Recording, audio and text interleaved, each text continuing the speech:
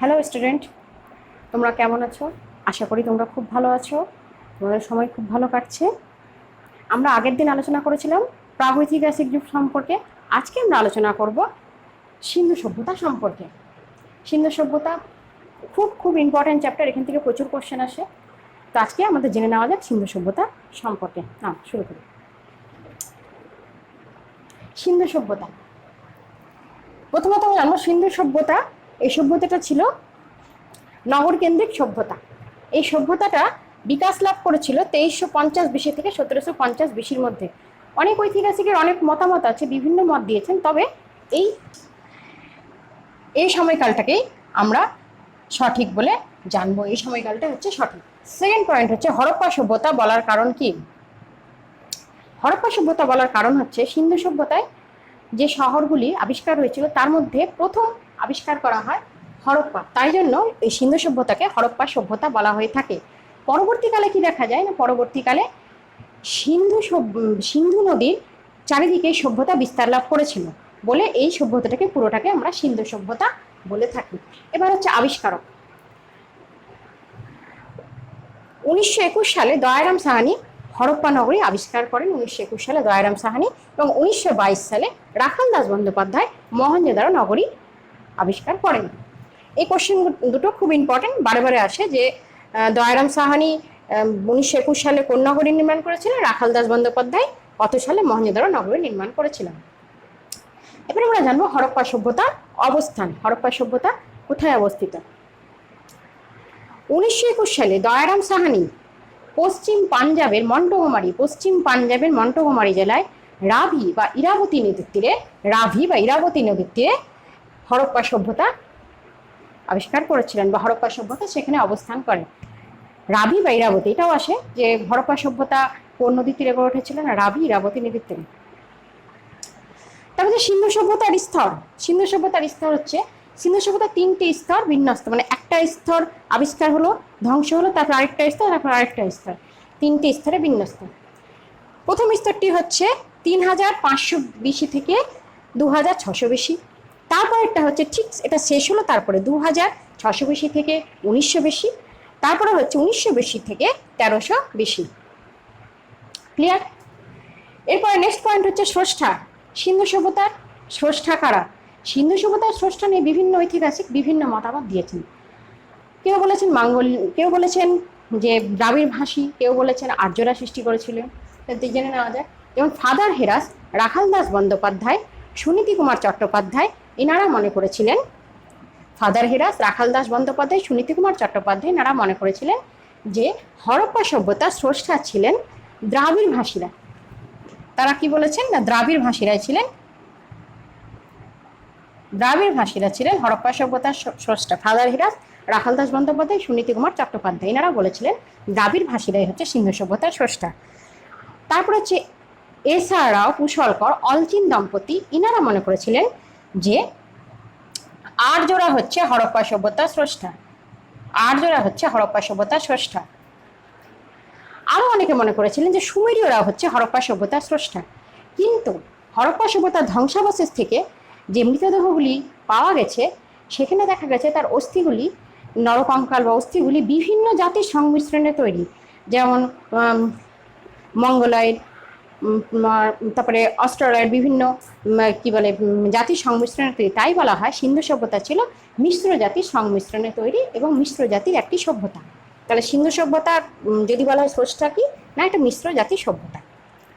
এবার হচ্ছে সিন্ধু সভ্যতার সীমানা সম্পর্কে আমরা জানবো। সিন্ধু সভ্যতার সীমানা। সিন্ধু সভ্যতা ছিল নগরকেন্দ্রিক সভ্যতা, মাতৃতান্ত্রিক সভ্যতা, এবং এটা সিন্ধু নদীর তীরে, সিন্ধু সভ্যতা কিন্তু সিন্ধু নদীর তীরে গড়ে উঠেছিল। এবার সিন্ধু সভ্যতার উত্তরের শহর হচ্ছে মান্দা। সিন্ধু সভ্যতার উত্তরের শহর মান্দা। দক্ষিণের শহর হচ্ছে দিমাবাদ। পূর্বের শহর হচ্ছে আলমগীরপুর। আর পশ্চিমের শহর হচ্ছে সুতকাজেনদারো। এই শহরগুলি দুটি ভাগে বিভক্ত ছিল, প্রত্যেকটি শহর দুটি ভাগে বিভক্ত ছিল, একটা হচ্ছে পশ্চিম, একটা হচ্ছে পূর্ব। এই শহরগুলি দুটি ভাগে বিভক্ত ছিল, একটা হচ্ছে পশ্চিম,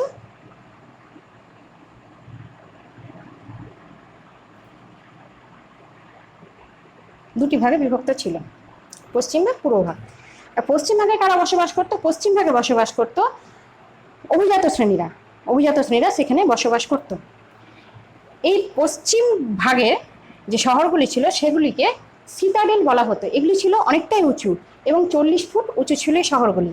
আর পূর্বে যে শহরের অধিবাসীরা যারা ছিল তারা অভিজাত ছিল না, তারা ছিল খুব দরিদ্র।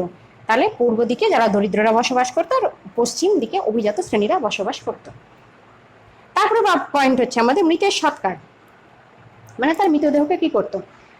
তারা সমাধিস্থ করতো মৃতদেহকে 3 প্রকারে। প্রথমটা হচ্ছে মৃতের সৎকার, প্রথমটা হচ্ছে পূর্ণ সমাধি। পূর্ণ সমাধি,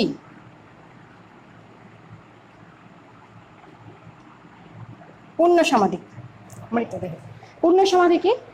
মৃতদেহ এখন যখন মানে মাটির তলে চাপা দিয়ে সমাধিস্থ করা হলো তখন সেটাকে বলা হলো পূর্ণ সমাধি। তারপর হচ্ছে আংশিক সমাধি। আংশিক সমাধি, আংশিক সমাধি।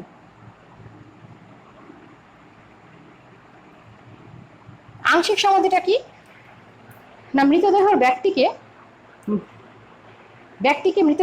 মৃতদেহটাকে যখন উন্মুক্ত প্রাঙ্গণে রেখে দেওয়া হতো, উন্মুক্ত প্রাঙ্গণে রাখার পর সেখানে কি করতো না, পশু পাখি সেই মৃতদেহটাকে খেত এবং যে অবশিষ্টকালে যে তাদের অস্থিগুলি তাদের থাকতো সেই অস্থিগুলোর সঙ্গে তার পছন্দের জিনিস মানে মৃতদেহের পছন্দের জিনিসের সঙ্গে সমাধিস্থ করা হতো, তখন সেটি হচ্ছে আংশিক সমাধি। তারপর হচ্ছে দাহোত্তর সমাধি।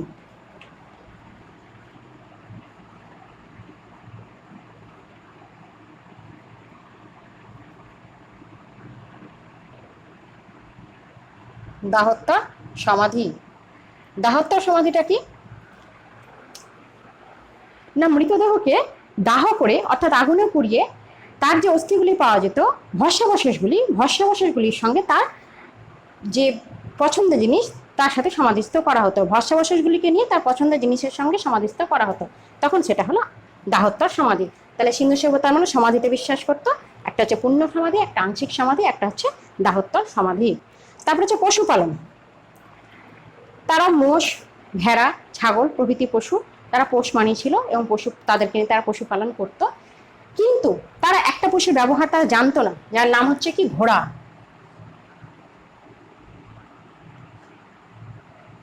এই কোশ্চেনটা খুব দেয়, এ কোন পশুর ব্যবহার তাদের অজানা ছিল না, তারা ঘোড়ার ব্যবহার জানতো না।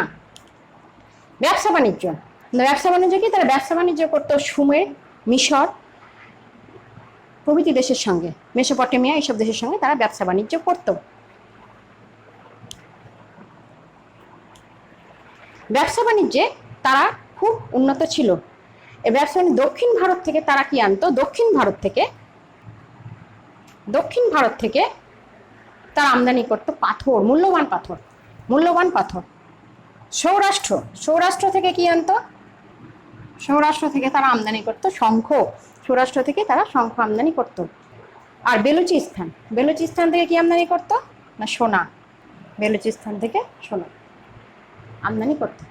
আর সিন্ধু সভ্যতা থেকে যেত বিভিন্ন রকম খাদ্যদ্রব্য, তারপরে হচ্ছে কাঁচামাল, বস্ত্রবয়ন শিল্প, বস্ত্রবয়নের মধ্যে যেগুলো পড়ে থাকে সেগুলো রপ্তানি করত। এছাড়া তারা মিশর, ক্রিট, পারস্য প্রভৃতি দেশের সঙ্গে জলপথে আর ইরাক, ইরান প্রভৃতি দেশের সঙ্গে তারা স্থলপথে ব্যবসা বাণিজ্য করত। এবার যে সিন্ধু সভ্যতার যে নিদর্শনগুলি পাওয়া গেছে, কোথায় কোথায় নিদর্শন পাওয়া গেছে না? পাঞ্জাবের হরপ্পা নিদর্শন, সিন্ধু সভ্যতার নিদর্শন। সিন্ধু সভ্যতার নিদর্শনগুলি কোথায় পাওয়া গেছে না? পাঞ্জাবের হরপ্পা। 1 নম্বর হচ্ছে পাঞ্জাবের হরপ্পা, যেটা রাভি নদীর তীরে অবস্থিত। পাঞ্জাবের হরপ্পা হচ্ছে, আগেই বলেছি, হরপ্পা রাভি বা ইরাবতী নদীর তীরে অবস্থিত। 2 নম্বর রাজস্থানের কালীবনগান ঘরঘরা নদীর তীরে অবস্থিত, ঘরঘরা। এছাড়া হচ্ছে সুতকাজেন্দারো,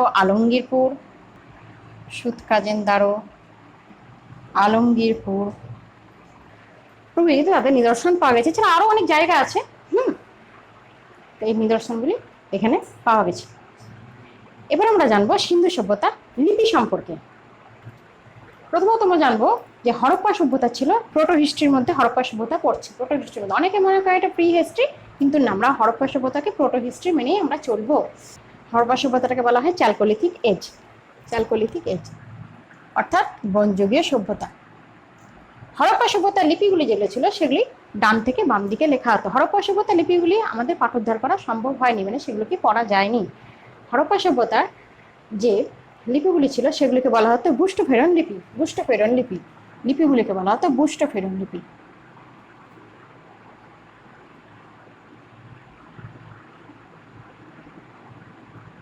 বুস্টোফেরন লিপি। এবার হচ্ছে কৃষিকাজ। হরপ্পা সভ্যতায় জব, গম প্রভৃতি শস্যাদি উৎপন্ন করতো। তারা কৃষিকাজে উন্নত ছিল, যেহেতু ছিল নগরকেন্দ্রিক সভ্যতা।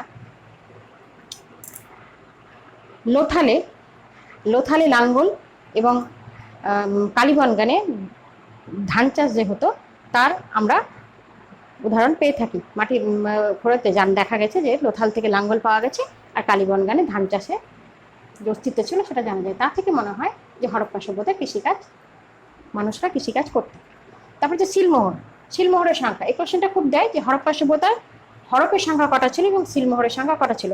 হরপ্পা সভ্যতার যে সিলমোহরের সংখ্যা ছিল সেটা ছিল 2000টি শিল, 2000টি শিল, শিলমোহরের সংখ্যা ছিল 2000টি, আর হরপের সংখ্যা ছিল 270টি, 270টি হরপ, আর শিলমোহরের সংখ্যা ছিল 2000টি। পুজো অর্চনা, তারা পুজো অর্চনা বিশ্বাসী ছিল এবং তারা ধর্মীয় জিনিসটাকে তারা বিশ্বাস করত। ধর্মীয় জ্ঞানে তারা বিভিন্ন দেবদেবীকে মনে করে, তখন তো শিব কালী এগুলোর অস্তিত্ব ছিল না, তারা জানতো না, তারা প্রকৃতিপ্রেমী ছিল। তারা কি করতো না, হচ্ছে যে বৃষ্টি, ঝড়, বাদল এগুলোকে তারা পুজো করতো। এছাড়া এই সময় প্রোটো শিব, একটা শিবের অস্তিত্ব পাওয়া যায় শিবের মতন দিতে, যাকে প্রোটো শিবা বলা হয়। তা থেকে মনে করা হয় তারা শিব পুজোয় তারা করতো। এবার সিন্ধু সভ্যতার বৈশিষ্ট্য। সিন্ধু সভ্যতার বৈশিষ্ট্যের মধ্যে যেমন হচ্ছে এটি ছিল মাতৃতান্ত্রিক যুগের সভ্যতা। যেমন সিন্ধু সভ্যতায় মাটি খুঁড়ে প্রচুর নারী মূর্তি পাওয়া গেছে, যা থেকে মনে করা হয় সিন্ধু সভ্যতার মানুষরা নারী দেবতার পুজো করত। এটি ছিল নগরকেন্দ্রিক সভ্যতা, কারণ এখানে দোতলা বাড়ি এবং পাকা ইটের তৈরি বাড়ি ছিল, যার থেকে মনে হয় সিন্ধু সভ্যতার মানুষরা না ছিল নগরকেন্দ্রিক। সতীদাহ প্রথার অস্তিত্ব এখানে ছিল। কারণ লোথালে তিনটি কালীবনগানে একটি সমাধি পাওয়া গেছে, যেটা পরপর হচ্ছে একটা নারী আর পুরুষের সমাধি। তা থেকে মনে করা হয় যে সিন্ধু সভ্যতায় মানুষ সতীদাহ প্রথায় বিশ্বাসী ছিল এবং সতীদাহ প্রথা ছিল। এবার আসা যাক শহরগুলি সম্পর্কে। প্রথমত হচ্ছে হরপ্পা। হরপ্পা শহরটিকে আবিষ্কার করেছিল না 1921 সালে দয়ারাম সাহানি পশ্চিম পাঞ্জাবের মন্টগোমারি, বর্তমানে শাহিওয়াল জেলায় রাবি নদীতে এই শহরটি আবিষ্কার করেছিলেন। হরপ্পা সভ্যতার বৈশিষ্ট্য কি ছিল না, হরপ্পা সভ্যতা ছিল নৌকা তৈরির কেন্দ্র। এই শহরটি শহরের পশ্চিম প্রান্তে ছিল দুর্গের অবস্থান। এখানে 6টি শস্যাগার পাওয়া গেছে, 6টি শস্যাগার, পরপর 6টি শস্যাগার পাওয়া গেছে, যেটি কত ছিল না 50x20 ফুট। তারপরে আসা যাক মহেঞ্জোদারো সভ্যতা সম্পর্কে। মহেঞ্জোদারো নগর বা সভ্যতা, এটা আবিষ্কারকে 1922 সালে রাখাল দাস বন্দ্যোপাধ্যায় সভ্যতাটি আবিষ্কার করেছিলেন। মহেঞ্জোদারোর কথার অর্থ ছিল মৃতের স্তূপ, এবং এখানে একটি বিশাল স্নানাগার পাওয়া গেছে, যাকে গ্রেট ব্রাথ বলা হতো। বিশাল স্নানাগার পাওয়া গেছে, গ্রেট ব্রাথ, যার আয়তন ছিল 169x135 ফুট, 169x135 ফুট। অনেকে মনে করেন এখানে স্নানাগারে হয়তো স্নান করতো, কিন্তু স্নানের জন্য ব্যবহার করা হতো, কিন্তু এখানে আবার অনেক ঐতিহাসিক বলেছেন যে না, এখানে পুজো পাঠ অর্চনা এগুলো করার জন্য এই স্নানাগারটি ব্যবহার করা হতো। স্নানাগারের পাশে ছোট ছোট কক্ষ ছিল, যেগুলোতে কেউ কেউ মনে করছেন সেখানে ড্রেস চেঞ্জ করার জন্য হয়তো ব্যবহার করা হতো, বা কেউ কেউ মনে করেন সেগুলো ছোট ছোট মন্দিরের অস্তিত্ব ছিল, যেখানে পুরোহিতরা হয়তো থাকতো। এই স্নানাগারের বৈশিষ্ট্য, এই স্নানাগারটিতে গরম ঠান্ডা জল, ঋতুভেদে গরম ঠান্ডা জল পরিবর্তন করার ব্যবস্থা ছিল। এবার আসা যাক শস্যাগার সম্পর্কে। হরপ্পা সভ্যতায় মহেঞ্জোদারো সভ্যতায় বিশাল শস্যাগার পাওয়া গেছিল। হরপ্পা সভ্যতায় 6টি শস্যাগার পাওয়া যায় পরপর, কিন্তু মহেঞ্জোদারোতে একটি শস্যাগার ছিল, একটি মাত্র শস্যাগার ছিল, যেটা ছিল বিশাল একটি শস্যাগার। এল ব্যাসাম এই শস্যাগারটিকে রাষ্ট্রীয় ব্যাংকের সঙ্গে তুলনা করেছে। এই শস্যাগারটিকে রাষ্ট্রীয় ব্যাংকের সঙ্গে তুলনা করেছে। এত বড় শস্যাগার কোথাও ছিল না। ব্রোঞ্জের তৈরি নগ্ন নারী মূর্তি এখানেই পাওয়া যায়। মহেঞ্জোদারোতে ব্রোঞ্জের তৈরি নগ্ন নারী মূর্তি পাওয়া গেছে। তারপরে আসা যাক ধোলাভিরা সম্পর্কে। ধোলাভিরা এই শহরটি আবিষ্কার হয়েছিল 67 ছেলে। আর এস ব্রিস্ট লুনি নদীর তীরে অবস্থান, লুনি নদীর তীরে এই ধোলাভিরা শহরটি অবস্থিত। এই ধোলাভিরা 3টি অঞ্চলে বিভক্ত ছিল, একটা হচ্ছে সীতাডেল, একটা হচ্ছে মধ্য অঞ্চল, একটা হচ্ছে নিম্ন অঞ্চল। এখানে খুব আসে এই কোশ্চেনটা, সাইনবোর্ড এবং স্টেডিয়াম কোথায় পাওয়া গেছে? সাইনবোর্ড স্টেডিয়াম পাওয়া গেছে ধোলাভিরাতে, সাইনবোর্ড স্টেডিয়াম ধোলাভিরাতে পাওয়া গেছে। তো এবার আমরা জানবো লোথাল শহরটি সম্পর্কে। লোথাল দেখা যাক। লোথাল লোথাল শহরটি আবিষ্কারক হচ্ছে S.R. রাও 1954 সালে।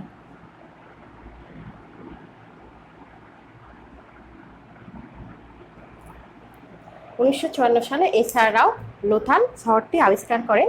লোথাল শহরটি কোথায় অবস্থিত? না গুজরাটের আমেদাবাদে। লোথাল একটি হচ্ছে পোতাশ্রয়, যেখানে ব্যবসা বাণিজ্য করা হতো, একটা বন্দর। তাহলে লেখা আমাদের আছেই তোমাদের সুবিধার জন্য, যে বিখ্যাত একটি পোতাশ্রয়। এটা কোথায় অবস্থিত? না ভোগাবার নদীর তীরে অবস্থিত। লোথালে রংপুর যে স্থান, সেখানে একটি ধান সেদ্ধ করার পাত্র পাওয়া গেছে, তার থেকে মনে হয় যে রংপুরে ধানের চাষাবাদ হতো। 1800 BC মানে খ্রিস্টের জন্মের পূর্বে 1800 খ্রিস্টপূর্বাব্দে লোথালে প্রথম ধান চাষ করা হতো। 1800 খ্রিস্টপূর্বাব্দে লোথালে প্রথম ধান চাষ করা হতো। ইরানীয় সুমেরীয় শিলমোহর লোথালে পাওয়া গেছে। আগুনের নির্মিত বেদি, যুগ্ম কবর, নারী এবং পুরুষের কবর একসাথে। তাহলে আগুনে নির্মিত বেদি, যুগ্ম কবর, ঘোড়া, তুষ, মাছ ও পাখির পাখি আঁকা বাসনপত্র পাওয়া গেছে। তাহলে আমরা লোথাল শহরটি সম্পর্কে পরিষ্কার হয়ে গেলাম। না লোথাল শহরটি আবিষ্কার করে S.R. রাও 1954 সালে গুজরাটের আমেদাবাদে অবস্থিত। এটি ছিল একটা বিখ্যাত পোতাশ্রয়, যেটি ভোগাবার নদীর তীরে অবস্থিত। লোথালে রংপুর একটা স্থান, যেখানে ধান চাষ করা হতো এবং ধান চাষের সেখানে নিদর্শন পাওয়া গেছে। তারপরে ইরানীয় সুমেরীয় শিলমোহর, আগুনের নির্মিত বেদি, যুগ্ম কবর, ঘোড়া, মাছ, তুষ আঁকা বাসনপত্র পাওয়া গেছে। তা লোথাল শহরটি সম্পর্কে আমরা পরিষ্কার হয়ে গেলাম। এবার আমরা আসবো কালীবনগান। আমরা আসবো কালীবনগান শহরটি সম্পর্কে। কালীবনগান শহরটি আবিষ্কার করেছিল 1953 সালে এ ঘোষ এই শহরটি আবিষ্কার করে। পরবর্তীকালে আবার 1969 সালে বিবি থাপার ও বিবি লাল এই শহরটি আবিষ্কার করেছিলেন। বর্তমান অবস্থান আছে এটি রাজস্থানে এবং ঘরঘরা নদীর তীরে অবস্থিত। এটা লেখা হয়নি, এটা কোন নদীর তীরে অবস্থিত? না ঘরঘরা নদীর তীরে অবস্থিত।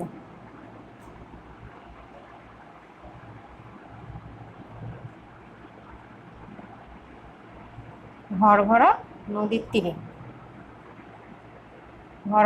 তীরে এই কালীবনগান শহরটি অবস্থিত। কালীবনগান কথার অর্থ কি? কালো রঙের তুষ। কালীবনগান কথার অর্থ হচ্ছে কালো রঙের তুষ।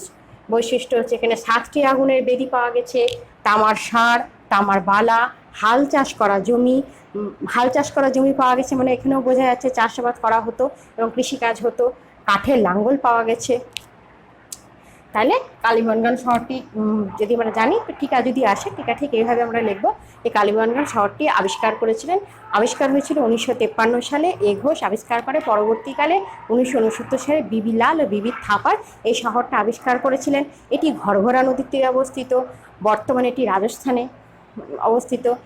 এটার অর্থ হচ্ছে কালো রঙের তুষ। এখানে কি পাওয়া গেছে? 7টি আগুনের বেদি, তামার ষাঁড়, তামার বালা, হাল চাষ করা জমি আর কাঠের লাঙ্গল এখানে পাওয়া গেছে। এবারে আসবো আমরা নেক্সটে চানহুদার শহরটি সম্পর্কে। চানহুদারো শহরটির আবিষ্কার কে করেছিল? 1925 সালে এনজি ঘোষ এই শহরটি আবিষ্কার করেছিল। ঘোষ এই শহরটি আবিষ্কার করে। এটি বর্তমানে এটি পাকিস্তানে অবস্থিত। এবার এখানকার বৈশিষ্ট্য মানে কি পাওয়া গেছে? বৈশিষ্ট্য অ্যাকচুয়ালি হচ্ছে কি এখান থেকে পাওয়া গেছে, কি আমরা জানতে পারি। এটি ছিল শিল্পী কারিগর। এখানে যে ধ্বংসাবশেষগুলি চানহুদারে পাওয়া গেছে, এখানে যে মানুষগুলি বসবাস করতো, তাদের যে ধ্বংসাবশেষ মৃতদেহ পাওয়া গেছে, দেখা গেছে তারা বেশিরভাগই ছিলেন নাকি শিল্পী এবং কারিগরি। বেশিরভাগই ছিল শিল্পী কারিগরি, তাদের মধ্যে একটা অদ্ভুত প্রতিভা ছিল। তা থেকে বোঝা যায় এখানে শিল্পী এবং কারিগর শ্রেণীর মানুষ এখানে বসবাস করত। এটা ছিল একটি মাত্র দুর্গবিহীন শহর। এখানে কোনো দুর্গ ছিল না। দুর্গবিহীন শহরে জল নিকাশি ব্যবস্থা এখানে ছিল খুব উন্নত। ড্রেনেজ সিস্টেমটা খুব ভালো ছিল। এখানে গয়না, লিপস্টিক, ভ্যানিটি ব্যাগ, তার মেয়েদের ব্যবহার করা অলংকার, এগুলি এখান থেকে পাওয়া গেছে। চানহুদারো সম্পর্কে টিকা আছে। তাহলে 1925 সালে এনজি ঘোষ এই শহরটি আবিষ্কার করেছিল, যেটি বর্তমানে পাকিস্তানে অবস্থিত। এটি ছিল শিল্পী কারিগরি এই শহরটিতে বসবাস করতো। কেন? তো ধ্বংসাবশেষ থেকে আমরা জানতে পারি এটা ছিল একমাত্র দুর্গবিহীন অঞ্চল।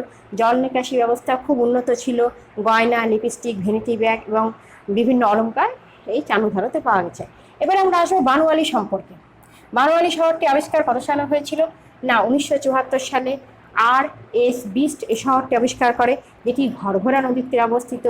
এটি ছিল মিশ্রিত নগর। মিশ্রিত কি না হরপ্পা সভ্যতার পূর্ববর্তী এবং পরবর্তী যে সভ্যতার সংমিশ্রণে এই সভ্যতাটা তৈরি হয়েছিল। পুরো হরপ্পা সভ্যতার সৃষ্টির আগে, হরপ্পা সভ্যতার সৃষ্টির পরে যে মানে সংস্কৃতি, সেটি মিশ্রণে সভ্যতাটা তৈরি হয়েছিল। এটা ছিল মিশ্রিত নগর একটি। এখানে কোনো নর্দমা ছিল না, এখানে বার্লি চাষ করা হতো, জবের ব্যবহার এখানে পাওয়া গেছে। তাহলে এখানে টিকা যদি আসে বানোয়ালি সম্পর্কে, তো আমরা কি লিখবো? না 1974 সালে আর এস বিস্ট শহরটি আবিষ্কার করে, এটি ঘরঘরা নদীর তীরে অবস্থিত। এটি ছিল একটি মিশ্রিত নগর, অর্থাৎ হরপ্পা সভ্যতার আগে এবং হরপ্পা সভ্যতার পরবর্তীকালে কী বলে সংমিশ্রণে সভ্যতার সংমিশ্রণে শহরটি সৃষ্টি হয়। এখানে কোনো নর্দমা নেই, বার্লি চাষ ও জবের ব্যবহার এখানে পাওয়া গেছে।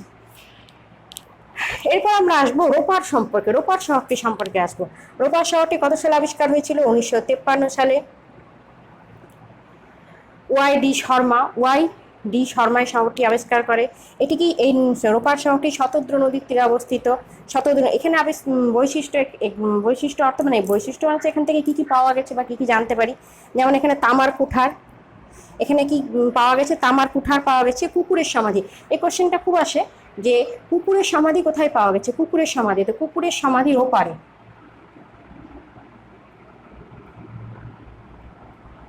ওপারে কুকুরের সমাধি।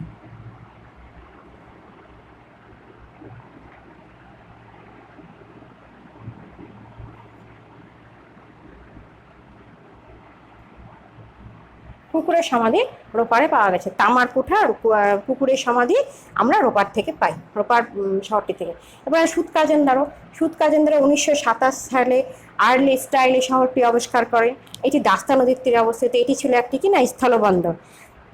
পাখি, এখানে কি কি পাওয়া গেছে? না পাখি চিত্র অঙ্কিত বাসনপত্র এই সুৎকাজেন্দারোতে পাওয়া গেছে। মানে পাখির চিত্র বাসনপত্রগুলোতে আঁকা থাকতো এই সুৎকাজেন শহর থেকে, সেগুলো আমরা বাসনপত্রগুলো পেয়ে থাকি। আরেকটা কি পাওয়া গেছে এখান থেকে? না এখান থেকেও তামার কুঠার তারা রোপার থেকেও পাওয়া গেছে, সুৎকাজেন্দারো থেকেও তামার কুঠার পাওয়া গেছে। এবারে আসবো আমরা আলমগীর সম্পর্কে। 1958 সালে পাঞ্জাব বিশ্ববিদ্যালয় আলমগীর শহরটি আবিষ্কার করে। 1958 সালে পাঞ্জাব বিশ্ববিদ্যালয় হিন্দল নদীর তীরে অবস্থিত। 1958 সালে পাঞ্জাব বিশ্ববিদ্যালয়টি আবিষ্কার করে। কোথায় অবস্থিত? না হিন্দল নদীর তীরে এটি অবস্থিত। এখানে কি কি পাওয়া গেছে? না আলমগীরপুরে জার ও চৌআকৃতির বাসনপত্র পাওয়া গেছে। আলমগীরপুরে জার ও চৌআকৃতির বাসনপত্র পাওয়া গেছে। এবার আমরা আসবো বালাকোট সম্পর্কে। বালাকোট কত সালে আবিষ্কার হয়েছিল? 1979 সালে। জর্জ এফ ডালেস এই শহরটি আবিষ্কার করে। এখানে পাথরের জার ও পাথরের জিনিসপত্র, পাথরের জার, পাথরের বাসনপত্র এবং যেগুলো ব্যবহার করা হয় সব পাথরের যত জিনিস আমরা বালাকোট থেকে পেয়ে থাকি। তো ক্লিয়ার হলো আমাদের হরপ্পা তীরে যে শহরগুলি গড়ে উঠেছিল সেগুলি সম্পর্কে, বানোয়ালি, চানমোহর। এবার আমরা জানবো এই শহরগুলি কোন কোন নদীর তীরে গড়ে উঠেছিল। কোশ্চেনটা খুব আসে যে শহরগুলি কোন কোন নদীর তীরে গড়ে ওঠে, তাই জেনে নেওয়া যাক। এবার আমরা জানবো যে শহরগুলো সম্পর্কে জানলাম, শহরগুলো কোন কোন নদীর তীরে অবস্থিত, কোন কোন নদীর তীরে শহরগুলি অবস্থিত। মহেঞ্জোদারো সিন্ধু নদীর তীরে অবস্থিত। মহেঞ্জোদারো সিন্ধু নদীর তীরে অবস্থিত। কোশ্চেন আসে, এমসিকিউ টাইপ কোশ্চেন আসে অনেক সময় যে মহেঞ্জোদারো কোন নদীর তীরে অবস্থিত, মহেঞ্জোদারো কোন নদীর তীরে অবস্থিত, না মহেঞ্জোদারো সিন্ধু নদীর তীরে অবস্থিত। হরপ্পা কোন নদীর তীরে অবস্থিত? হরপ্পা রাভি নদীর তীরে অবস্থিত। তাহলে মহেঞ্জোদারো সিন্ধু নদী, হরপ্পা হচ্ছে রাভি নদীর তীরে অবস্থিত।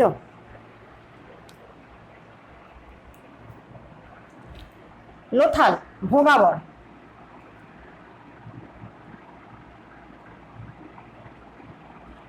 নদীর তীরে অবস্থিত। কালীবনগান বা কালীবঙ্গান ঘরঘরা নদীর তীরে অবস্থিত।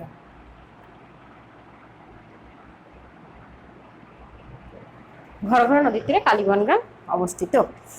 এই কোশ্চেনগুলো খুব দেয় কোন নদীর তীরে অবস্থিত। এমনকি অনেক সময় কি দেয় যে মেলাতে দেয় যে এদিকে 4টে শহর দিয়ে দিল, এদিকে নদীগুলো উল্টোপাল্টা করে দিল, বলবে যে এটার সাথে এটা মেলাও যে কোন শহর, কোন নদীর তীরে কোন শহরটি অবস্থিত। ঠিক আছে, এবার আমরা আসবো সুৎকাজেন্দারো কোন শহরের তীরে অবস্থিত। সুতকাজেন্দ্র, সুতকাজেন্দ্র কোথায় অবস্থিত? না দাস্তা নদীর তীরে অবস্থিত। সুতকাজেন্দ্র দাস্তা নদীর তীরে অবস্থিত।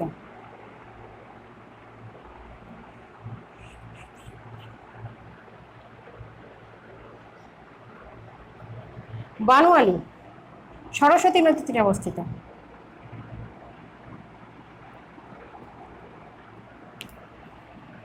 বানওয়ালি সরস্বতী। রোপার শতদ্রু নদীর তীরে অবস্থিত।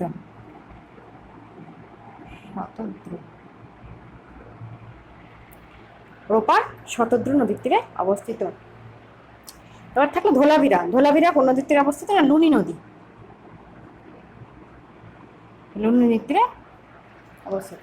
তাহলে মহেঞ্জোদারো সিন্ধু নদী, হরপ্পা রাভি নদী, লোথাল ভোগাবর নদীর তীরে, কালীবনগান ঘরঘরা নদীর তীরে, সুতকাজেন্দ্র দাস্তা নদীর তীরে, বনওয়ালি সরস্বতী নদীর তীরে, রোপার শতদ্রু নদীর তীরে, ধোলাভিরা লুনি নদীর তীরে অবস্থিত।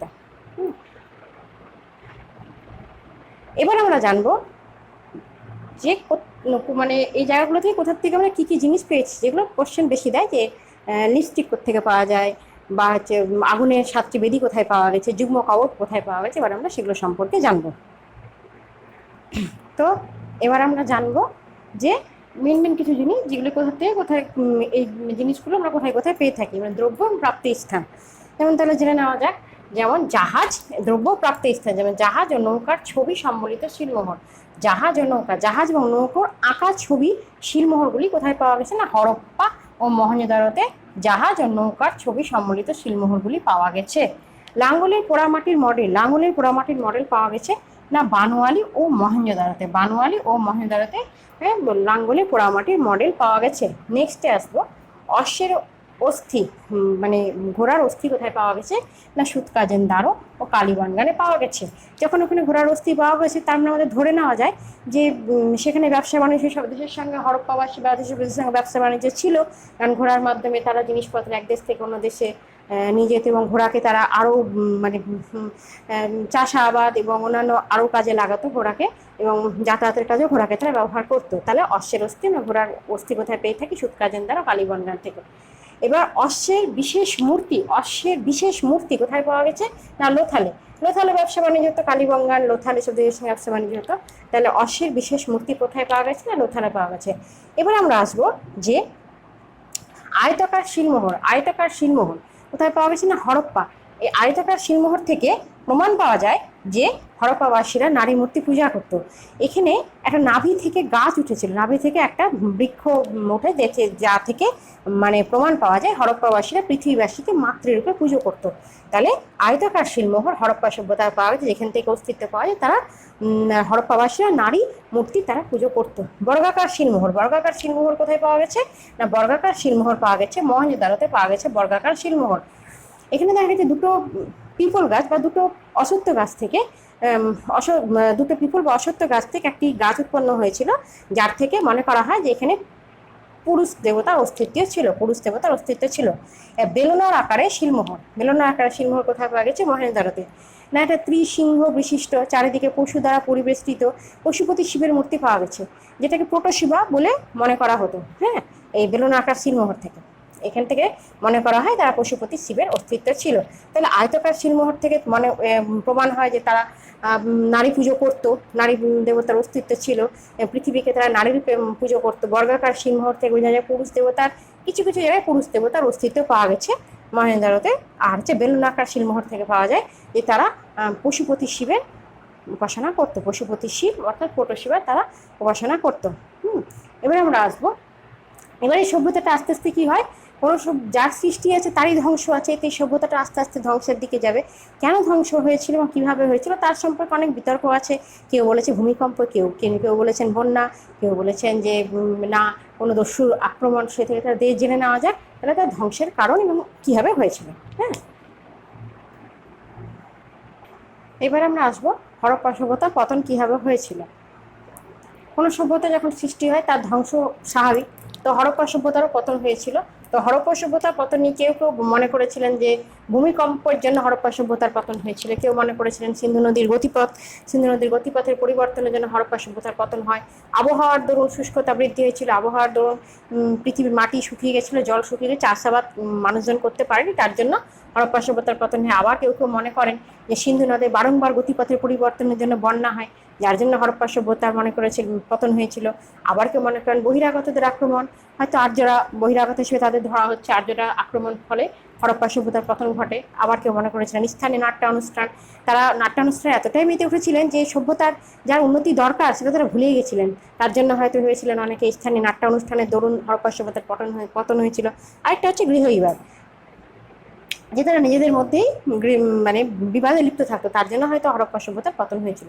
তাহলে হরপ্পা সভ্যতার যে পতনে ভূমিকম্পের কারণগুলো মানে কোন কোন ঐতিহাসিক মনে করেছিলেন সেগুলো জেনে নেওয়া যাক। কোশ্চেন নেয় প্রচুর যে সিন্ধু নদের গতিপথের ফলে হরপ্পা সভ্যতার পতন হয়েছিল, এটা কে মনে করেন।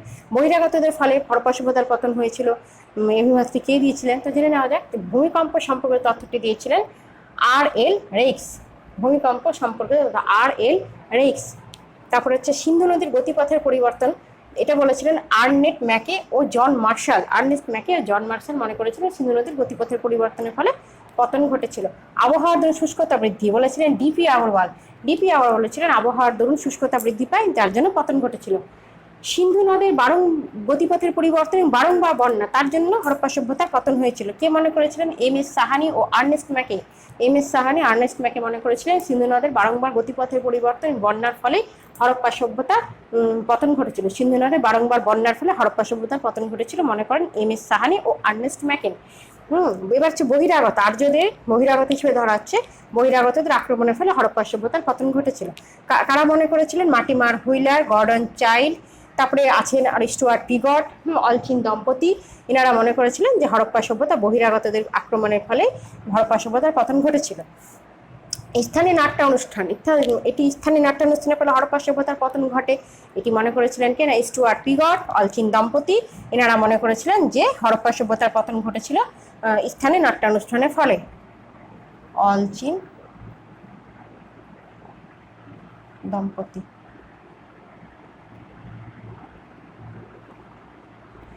দম্পতি স্টুয়ার্ট পিগট মনে করেছিলেন স্থানীয় নাট্যানুষ্ঠানের ফলে হরপ্পা সভ্যতার পতন ঘটে।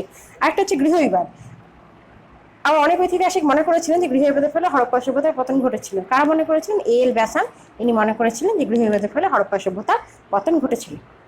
তাহলে হরপ্পা সভ্যতা সম্পর্কে একদম আমরা ক্লিয়ার হয়ে গেলাম। হরপ্পা সভ্যতা কীভাবে উৎপন্ন হয়েছিল, হরপ্পা সভ্যতাটি কেমন ছিল, সেখানে কতগুলি শহর হয়েছিল, তারপরে শহরগুলির বৈশিষ্ট্য কী, কোথা থেকে আমরা কী পেয়ে থাকি, তারপরে কীভাবে সেই সভ্যতাটা আস্তে আস্তে ধ্বংস হয়েছিল, আমরা সব কিছুই জেনে গেলাম। এবার আমরা জানবো কিছু কিছু কোশ্চেন সম্পর্কে যে হরপ্পা সভ্যতা সম্পর্কে আসতে পারে।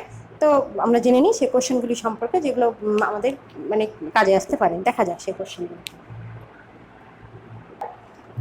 তাহলে আমরা হরপ্পা সভ্যতা সম্পর্কে জানলাম। হরপ্পা সভ্যতার উৎপত্তি কীভাবে হয়েছিল, হরপ্পা সভ্যতা কে আবিষ্কার করেছিল, হরপ্পা সভ্যতার ধারে যে শহরগুলি গড়ে উঠেছিল সেগুলির বৈশিষ্ট্য, এবং এই সভ্যতাটা আস্তে আস্তে ধ্বংস হয়ে যাবে, এবং এটা অ্যাকচুয়ালি বেসিক্যালি নগর কেন্দ্রিক সভ্যতা।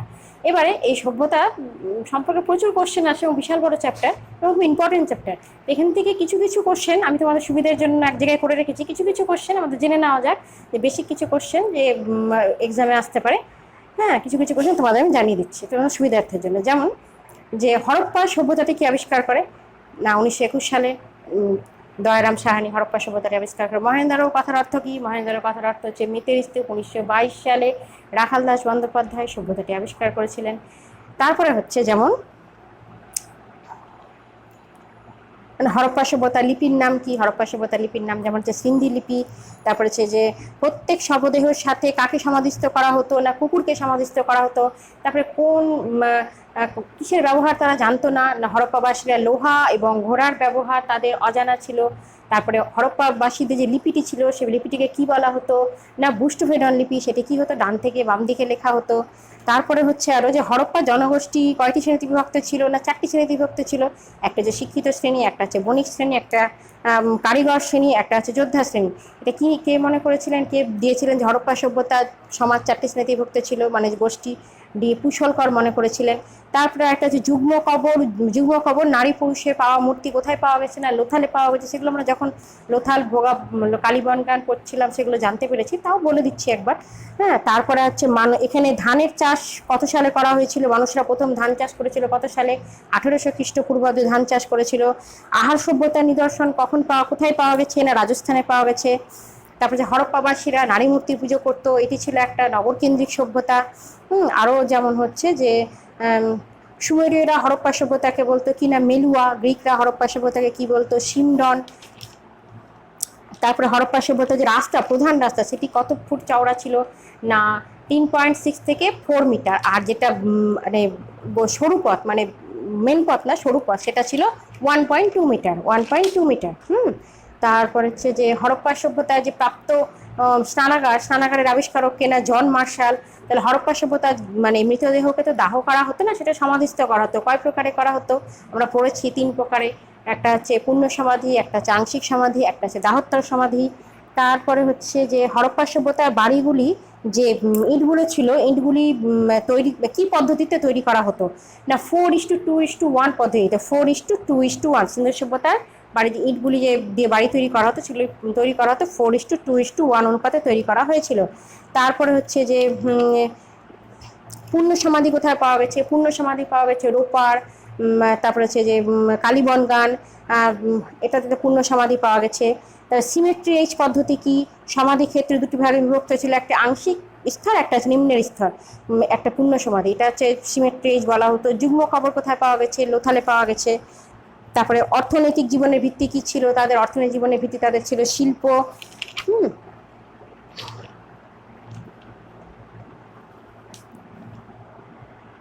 দ্য ডিসকভারি অফ ইন্ডিয়া গ্রন্থটি কে লিখেছিলেন, না পণ্ডিত জওহরলাল নেহেরু। তারপরে হচ্ছে মহেঞ্জোদারো ইন্ডাস সিভিলাইজেশন গ্রন্থটিকে লিখেছিলেন, না sir John Marshall. The birth of Indian civilisation গ্রন্থটিকে লিখেছিলেন, না অলচিন দম্পতি। হ্যাঁ, এগুলো সম্পর্কে আমরা যদি আরও জানতে পারি, একটু একটা বই ফলো করি এবং আমরা যদি ভিডিওটা ভালো করে দেখি, তাহলে আমরা আরও ভালো করে জানতে পারবো। হরপ্পা সভ্যতা সম্পর্কে আমাদের একদম পরিষ্কার হয়ে যাবে। এটা ভীষণ ভীষণ ইন্টারেস্টিং চ্যাপ্টার এবং খুব ভালো চ্যাপ্টার। তো তোমরা ভিডিওটা দেখবে, আশা করি তোমাদের ভিডিওটা ভালো লাগবে। যদি ভিডিওটি তোমাদের ভালো লেগে থাকে তাহলে লাইক করবে, সাবস্ক্রাইব করবে। ভালো থেকো, সুস্থ থেকো।